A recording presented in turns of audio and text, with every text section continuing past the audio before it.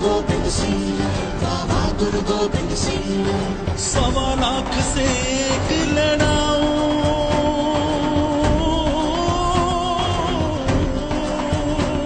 बहादुर गोविंद सिंह। 1.25 लाख से एक लड़ाऊं, तबे गोविंद सिंह नाम का। बहादुर गोविंद सिंह, बहादुर गोविंद सिंह, बहादुर गोविंद सिंह।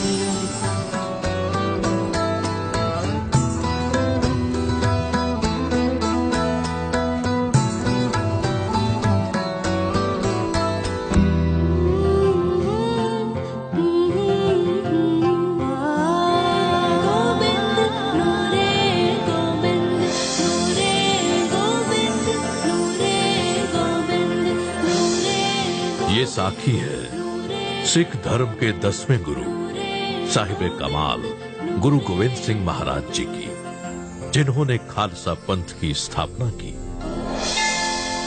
पंडित शिवचंद पटना शहर के विख्यात पंडितों में से एक थे। रोज सुबह गंगा स्नान करने के बाद वो घंटों ध्यान लगाकर भगवान राम का सिमरन किया करते थे।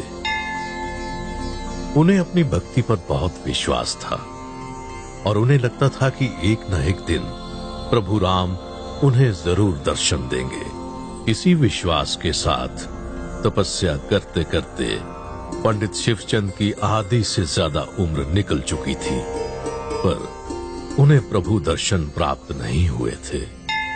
इसी बात से पंडित शिवचंद अक्सर दुखी रहते थे। एक दिन पंडित शिवचंद गंगा किनारे जब इन्हीं विचारों में खोए हुए अपनी समाधि में लीन थे, तभी बाल गोविंद अपने मित्रों के संग आए और पंडित जी के कान में बोले, पंडित जी,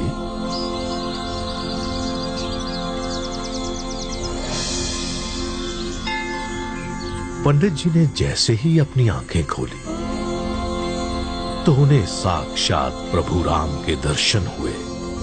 पंडित जी ने अपना शीश गुरु जी के चरणों में नतमस्तक किया और अपने आप को उनके प्रति समर्पित कर दिया।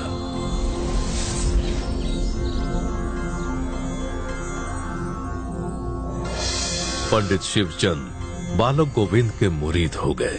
पंडित जी जब भी ध्यान में जाते, गुरु गोविंद सिंह जी का अलौकिक चेहरा उनकी आंखों के सामने आ जाता। आज गंगा के उस घाट को गोविंद घाट के नाम से जाना जाता है।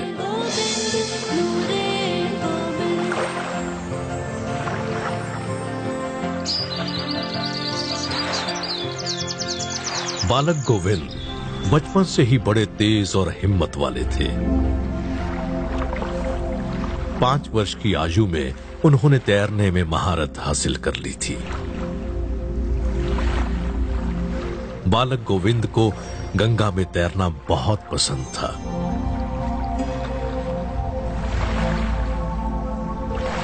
पंडित शिवचंद अक्सर उन्हें संभल कर तैरने को कहा करते थे, पर बालक गोविंद निडर होकर तेज लहरों और गहरे पानी का सामना करते हुए तैरने का आनंद लिया करते थे।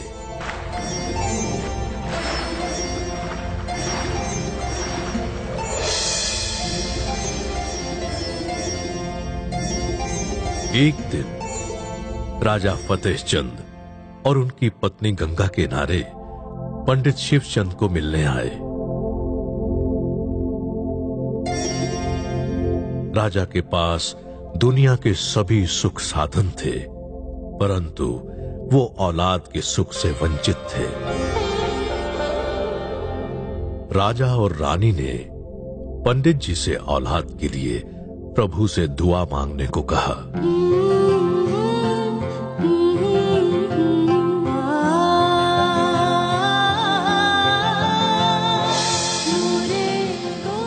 पंडित शिवचंद जी ने उन्हें बालक गोविंद के नूर के बारे में बताया। पंडित जी ने राजा और रानी को बालक गोविंद का ध्यान करने को कहा। राजा ने कहा, जिस बालक को हमने देखा तक नहीं, उनका ध्यान हम कैसे कर सकते हैं? राजा और रानी की बालक गोविंद के दर्शनों की अभिलाषा बहुत जल्द पूरी हो गई।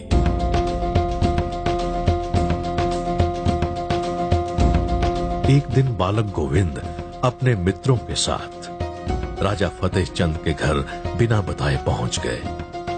उस वक्त राजा और रानी दोनों ध्यान मुद्रा में थे और रानी औलाद के लिए दुआ मांग रही थी।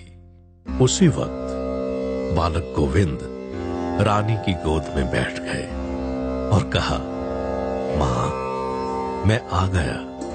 रानी ने अपनी आंखें खोली और बालक गोविंद का नूरानी चेहरा देखकर भावुक हो गई।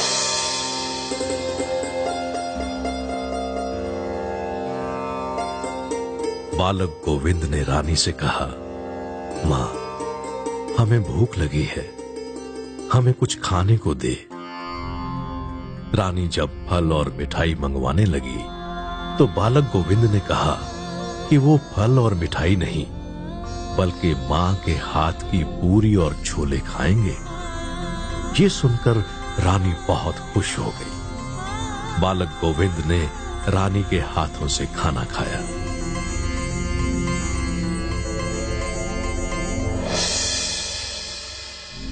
रानी को उस वक्त ऐसा महसूस हुआ मानो गुरुजी उनको औलाद का आशीर्वाद दे रहे हों। नूरे गोविंद, नूरे गोविंद, नूरे गोविंद, नूरे गोविंद। उस दिन के बाद बालक गोविंद राजा और रानी के घर अक्सर अपने मित्रों के साथ आते रहते थे। उन्हें वहां का बगीचा बहुत पसंद था। बालक गोविंद उस बगीचे में अपने मित्रों के साथ सारा दिन खेलते रहते और वहां पर पेड़ पौधों को पानी देते और वहां के माली की भी मदद किया करते थे।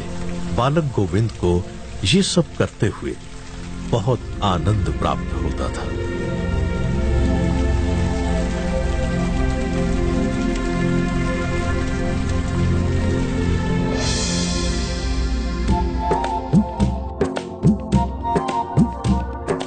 बहुत जल्द गुरु के आशीर्वाद से राजा फतेह चंद मैनी और रानी के घर खुशियों की लहर दौड़ उठी। उनकी बरसों की मुराद पूरी हो गई और उनके घर एक सुंदर और स्वस्थ पुत्र ने जन्म लिया।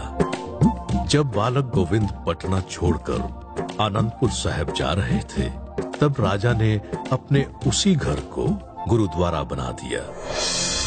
आज उस गुरुद्वारे को मैनी संगत के नाम से जाना जाता है।